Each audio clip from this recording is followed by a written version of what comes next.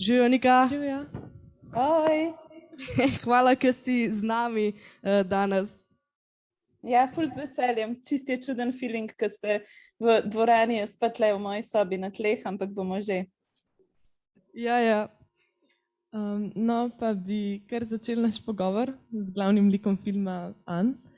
Same smo v bistvu doživele zelo resnično eno izmed nas. Je v bistvu mlado dekle, ki si želi samo živeti.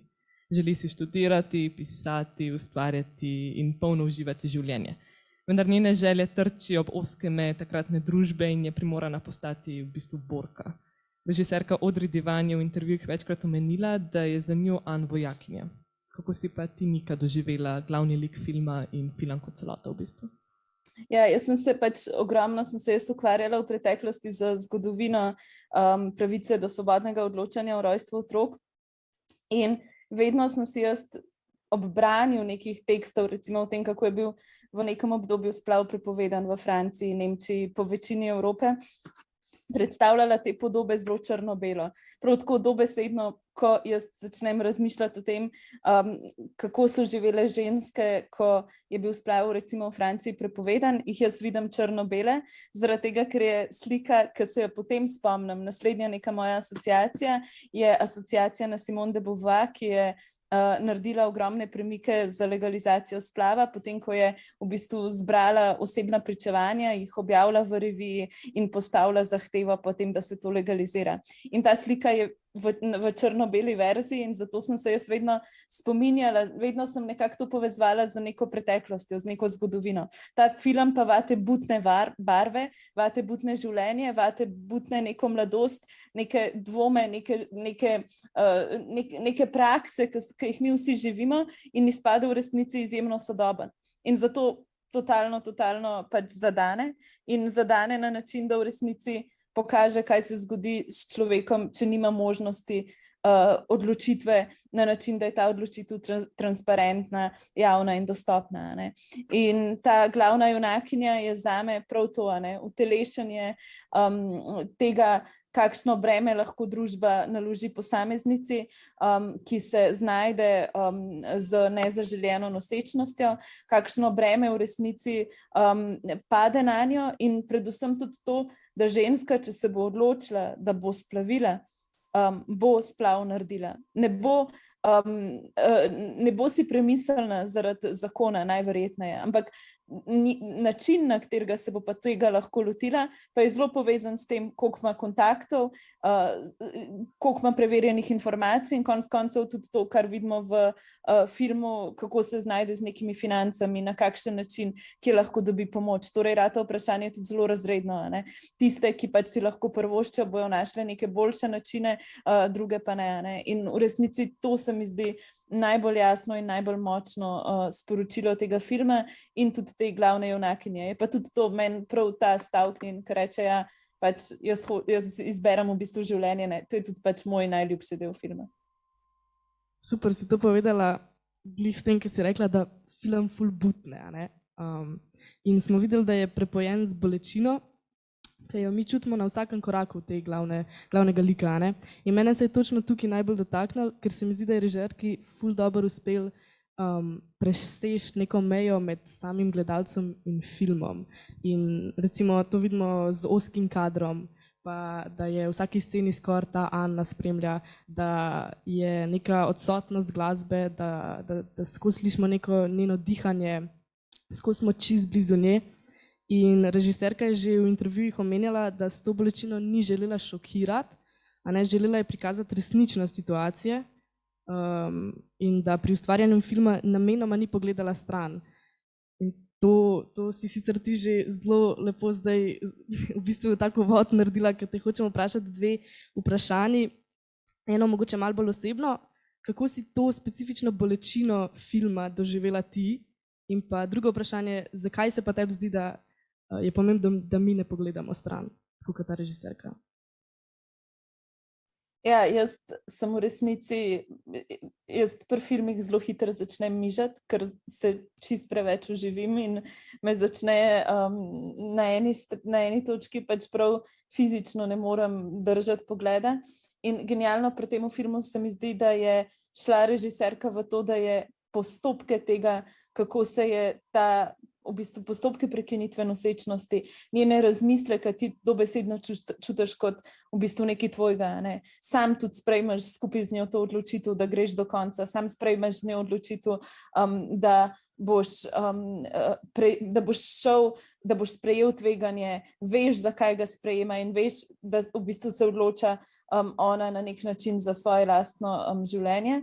In meni se je zdelo tudi zelo pomembno, da je ona pokazala grobost tega, kar se zgodi z neko posameznico. Ne? Ker o tem ponavadi ne govorimo. Se mi zdi, da trenutek, ko rečemo, ok, splav je v neki državi prepovedan, potem mi presekamo z vizualno podobo tega, kaj se potem dogaja.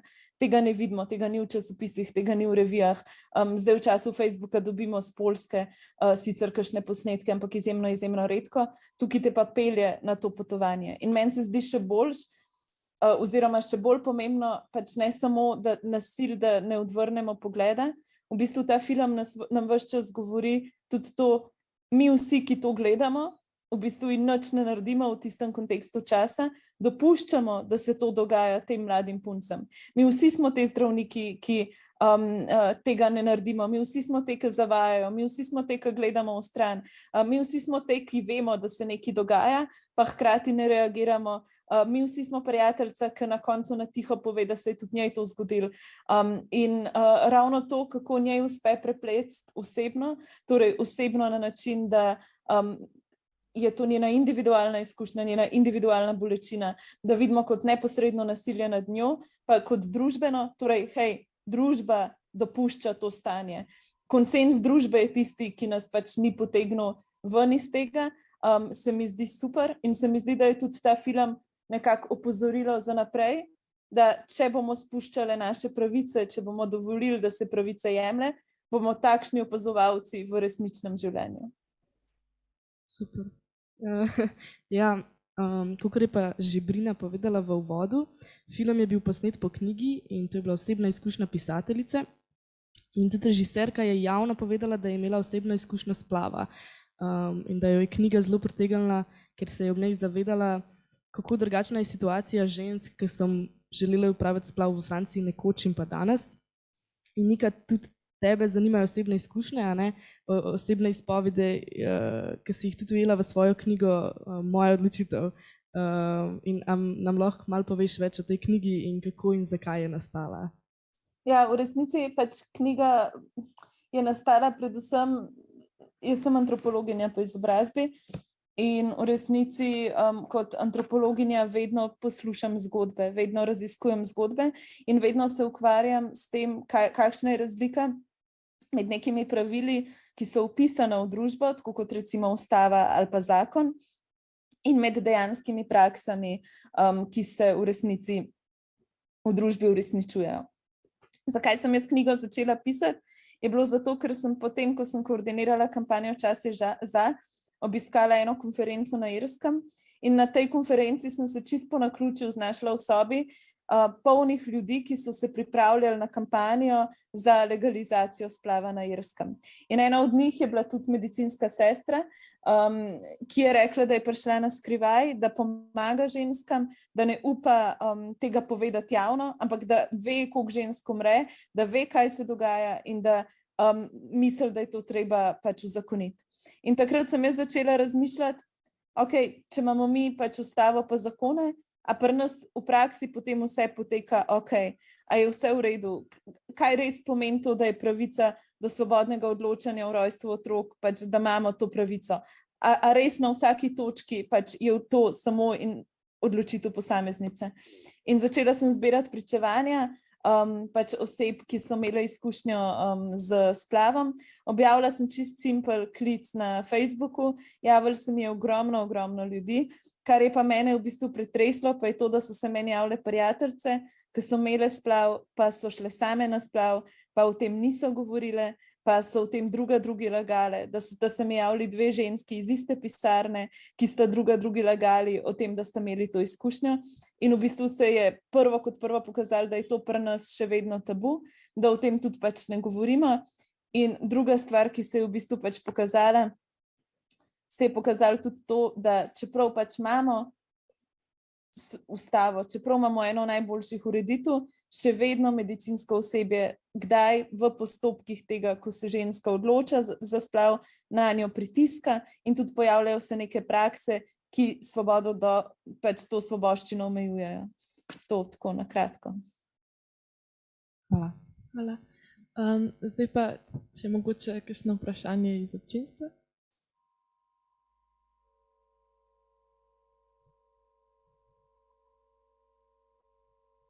Da je drobno tam zadaj. Okay. No, pa bom pa jaz nadaljevala. Zelo zanimivo je, da se beseda splav v filmu nikoli ne omeni, se pravi, nihče nikoli ne izgovori. Takrat je bil splav prepovedan in Anja je v svojem boju osamljena, brez podpore in brez pravega zavezništva. Danes je seveda v Franciji splav dovoljen in v Sloveniji tudi in je ta pravica žensk. Tabu pa še vedno nekako ostaja. Kaj si ugotovila ti skozi osebne ženske izpovedi? Ali obstaja nek varen prostor, kjer ženske lahko o splavu spregovorijo? Kakšno podporo dobijo tukaj pri nas v Sloveniji? Ja, v resnici več stvari. Prva stvar, ki sem jo jaz ugotovila, je to, da se o tem ne govori, pa da o tem niti ne govorimo v krogu najožjih prijateljic ali pa prijateljev. Torej, res se mi zdi, da tukaj pač je neko območje molka. Druga stvar, jaz sem se zelo veliko ukvarjala z vprašanjem, a je splav res najtežja odločitev ženske. Ker se mi zdi, da pogosto ljudje, ki so sicer zagovorniki pravice do svobodnega odločanja o rojstvu otrok, zelo pogosto rečejo, splav je ena najtežjih odločitev. Recimo v tem filmu se meni zdi kristalno jasno, da za njo odločitev za splav ni bila težka. Ona, ko je izvedla, je pač zelo hiter in zelo jasno vedela, kaj hoče. Težava je bila v odzivu okolice, težava je bila v dostopnosti do splava, težava je bila v tem, da je kršila zakon, težava je bila v vseh, ki so jo hoteli na tej poti izkoristiti. In tudi, kar sem jaz ugotovila, je to, da večina žensk, s katerimi sem se jaz pogovarjala, so odločitev za splav sprejele takoj. One so takoj vedele, da tega otroka ali ne morejo imeti zaradi ekonomskih razlogov, ali ne želijo biti, nekatere so bile v nasilnem odnosu, zelo različni razlogi.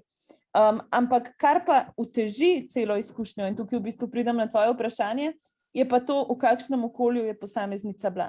Torej, če je bila posameznica v okolju, ki jo je podpiralo, kjer je ona imela občutek, da lahko pove o svoji odločitvi, če je imela nekoga, ki je šel z njo na ta postopek, je v resnici tega velikega občutka krivde, stigme pač ni bil prisoten. Posameznice, ki so pa pač živele v nekih tradicionalnejših okoljih, kjer se jih je zaradi tega dejanja obsojali, pa so imele potem občutke, neke slabe občutke krivde in vsega. Zanimivo je pa to, da ne moramo reči, da so stvari črno-bele. Sploh, ko govorimo o splavu v Sloveniji, recimo moje najljubše pričevanje cele knjige je pričevanje ene zelo pobožne ženske, ki živi v manjši vasi zunaj Ljubljane. In ona je v bistvu imela ful težko nosečnost, rodila je in zanosila je že mesec dni pa pol po porodu in oziroma pač nekem tem kratkem obdobju in je imela šive od carskega reza še in je vedela, da bo nevarno, če še enkrat zanos. In zdravnik so jo prepričevali, naj vseeno rodi, ker je imela 2 punčki in so rekli, zdaj pa moraš pa enega fantka dobiti. In hkrati je bilo tudi to, da je v bistvu nihče ni povedal, da je to tvegano. In pol je ona vse zgooglala, strah jo je bilo in ugotovila, da je to lahko nevarno. Mož v bistvu je že odkar sta bila skupaj govoril, da če bo naredila splav, da on tega ne bo prenesel. Ampak kdo je pa ponudil podporo, je bila pa njegova mama, torej verna tašča, ki je rekla, absolutno boš to naredila, s tem boš zaščitila sebe in svoje otroke. Torej, nikoli ni črno-belo, ljudje smo vedno polni nekih različnih reakcij in te stvari se spreminjajo. In tudi to, kako je bila ta svoboščina zapisana pri nas v ustavo, je bilo s tem, da so se povezale ženske z tako levih kot desnih strank in rekle, to bomo zagotovili z ustavo.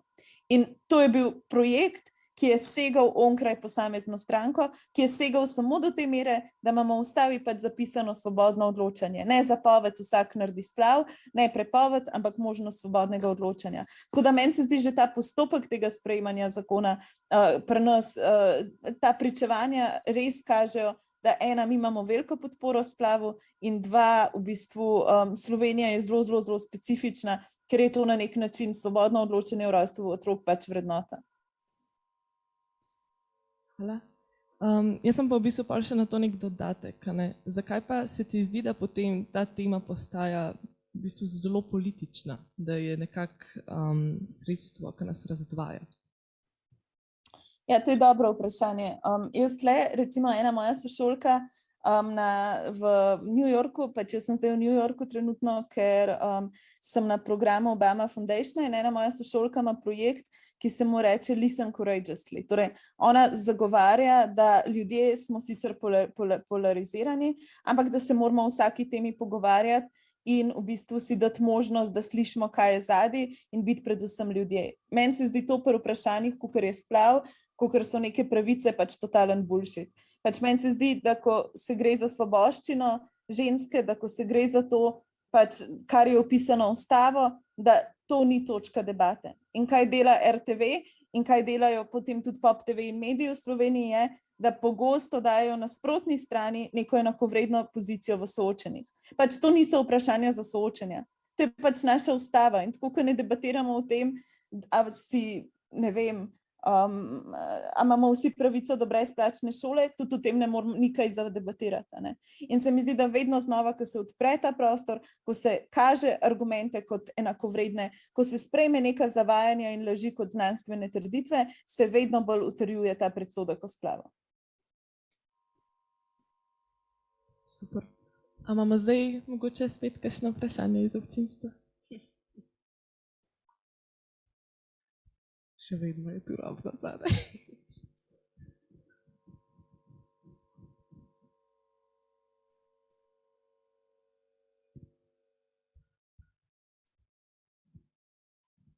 Omenili smo že, da je Ann večplasten lik. Po spletu okoliščin postane odločena borka, čeprav v bistvu si želi samo svobodno živeti. Skozi njen lik se režiserka dotakne širšega položaja žensk v družbi, tako v bistvu ni sam splav tabu, ampak so v bistvu tudi je tabu ženski užitek. Omenjena je tudi njena možnost samorealizacije tako na intelektualni ravni, kot tudi na fizični. Kako ti to vidiš danes skozi oči Slovenke leta in predsednice inštituta 8. marec?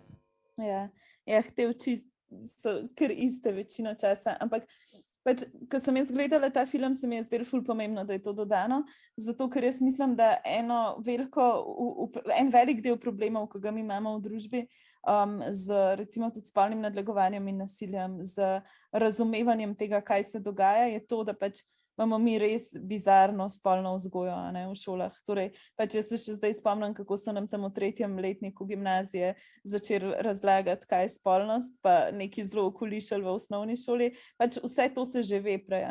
In se mi zdi, da bi mogla biti naloga izobraževalnega sistema, da o teh stvarih zelo jasno in zelo transparentno govori. In da se ne predstavlja spolnosti tudi samo kot nekega sredstva za reprodukcijo, torej pač ne vem, ampak hkrati, da se govori tudi o pač nekih družbenih situacijah vezanih na to. In en projekt, ki ga smo mi v inštitutu začeli, pa v bistvu postavili spletno stran, pa ne dosti spromovirali, je to, da smo postavili spletno stran Moja odločitev in na njej so vse informacije o splavu. Torej, kdorkoli pač se znajde v situaciji, da bo upravljal splav, ima tam gor vse podatke, ker kar smo ugotovili je, da se recimo, da če si ti znajdeš pred situacijo, pač, da moraš splaviti, v bistvu sploh ne veš, kam se obrniti, kje dobiti navodila, kaj se bo dogajalo, kako postopki tečejo, kaj imeti s sabo, na kakšne načine. In tudi jaz nikoli v šoli se pač o tem nisem učila. Nihče mi ni tega dela ustave predstavil. In se mi zdi zato toliko pomembno, da bi se to spremenili in se mi zdi to še vedno pač, da kaže na neko mesto ženske v družbi. Da dokler pač smo videne samo kot strojček za rojevanje otrok in vsem ostalem molčimo, pač je to simptom neke neenakosti, ki je posledica sistema, v katerem živimo. Hvala. Ja, hvala za odgovor. No, in kar mislim, da si dokazala, da si zelo aktivna in angažirana na različnih področjih, pa me zanima, če imaš zdaj kakšni so tvoji bližnji plani, kaj bo zdaj delala, ko končamo ta pogovor? Ja, tle je ura 2 pa 6 minut, tako da danes zjutraj sem, v bistvu tako moji dnevi so taka norišnica. Zjutraj sem imela klic z kolegi z Madžarske, ker pač imajo tudi tam volitve in pač nekako probamo si vedno pogovarjati, kaj se dogaja in kako, ker v Inštitutu 8. marec zdaj peljemo kampanjo Gremo volit. Potem sem naredila par stvari za inštitut, imela predavanja na faksu, zdaj imam še predavanja, en sestanek s kolegico, ki je prišla iz Francije, ki dela kampanje, pa prideta Marja pa Neža, članici Inštituta 8. marec sem, zaradi tega, da bom imela, da bomo skupaj delali. Tako da trenutno je čista hektika, Gremo volit in zakon proti škodljivim ukrepom oblasti je naslednja stvar inštituta, za katero bomo zbirali podpise, šli na ulice mest in vasi, probali spremeniti nekako družbo, jaz bom pa probala zraven še ta svoj študij končati. Sem se pa prvič odločila, da grem, ko se program konča. To je 31.5. se meni tukaj vse konča, da bom šla za en mesec sama potovati in izklopila Facebook in vse, ker se mi zdi, da ne slišim več svojih misli in bi to rada spet dobila nazaj, pa pridem v Ljubljano, kjer pa nimam pojma, kaj bom delala. Hvala res, da si tudi sodelovala v pogovoru, pa bi ga zdaj mogoče končali. Mogoče še kakšne zadnje besede, kakšna zadnja misel za konec? Meni se zdi ful pomembno, da se delajo take stvari in da so taki filmi in taki pogovori, ker se mi zdi, da res nočem, da se bomo znašli v družbi, ko se bomo mogli za to v bistvu svoboščino boriti in mogoče samo to v inštitutu bo v prihodnjih tednih tudi šla ena publikacija, ki smo jo naredili in to je, da smo anketirali vse politične stranke v njihovih pozicijah do splava in pripravili analizo tudi delovanja desnih strank in pred volitvami si jaz samo želim, da si nas čim več v to vzame v roko, da postane to naš simbol in da rečemo pač ne bomo dajali pač glasov ljudem, ki bojo nam vzeli to svoboščino. Ja, si bomo prebrali. Čestitke, jaz sem glih včeraj to videla, tako da super. Ja. Ja, en aplavz bi jaz dala. Jaz, ker sem...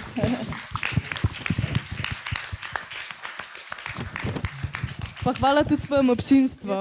Še eno odgovor. A to deluje? Ja, deluje. Jaz sem nedvomno najstarejša gledalka tega filma in tega razgovora.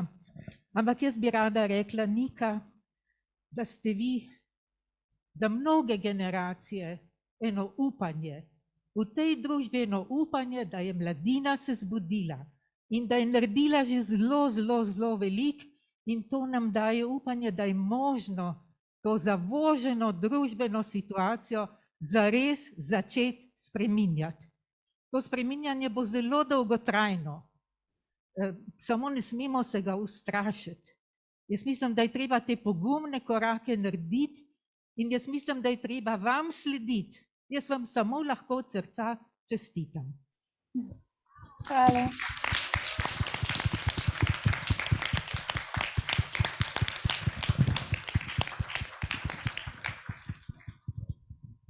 Ima še kdo kaj za dodati? Ne? No, pa bi se res za konec še enkrat hvala res Nika za vse. Mislim, da smo dobili ful uporabnih informacij in dosti materijala za premišljevati.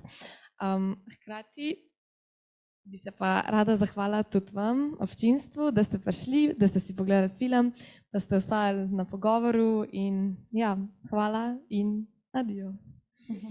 Adijo. Nasvidenje.